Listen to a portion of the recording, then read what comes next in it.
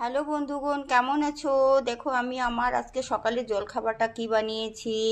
দুটো পাউরুটি নিয়েছি, ঘি দিয়ে ভাজা করেছি, দুটো মটরশুঁটির কাটলেট বানিয়েছি, আর একটা ছোট্ট একটা আলুকে আমি সেদ্ধ করেছি, আর তাকে মটরশুঁটিটাকে যাতে করতে পারি, আঠাতে পারি, বুঝছো। তারপরে আমি সেটাকে দুটো কাটলেট বানালাম, একদম তাওয়ার মধ্যে সেঁকলাম।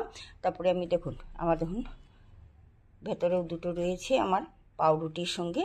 আর আমার ঘি দিয়ে ভাজা খুব ভালো লাগে, আর সেটার সঙ্গে আমার সেটা কম্বিনেশনটা খুব ভালো। দইয়ে আমি ফোড়ন দিয়েছি, জিরে আর শস্য দিয়ে, আর কিচ্ছু দিন, আর লঙ্কার গুঁড়ো দিয়েছি, একটু নুন দিয়েছি।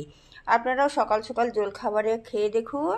আর বাচ্চারা তো খুবই ভালোবাসবে এই যে কাটলেটটা পাউরুটির সঙ্গে বানিয়ে দিন, বাচ্চারা খুব ভালো করে খাবে। খেয়ে দেখুন আর বানিয়ে বানিয়ে খান, আর আমাকে কমেন্ট করুন কেমন লেগেছে। বাজার থেকে কেনার থেকে নিজে করে বানিয়ে খান। সুস্থ থাকুন। আমি সব ঘি দিয়ে ভেজেছি, হ্যাঁ, এটার মধ্যে কোনো রিফাইন অয়েল নেই।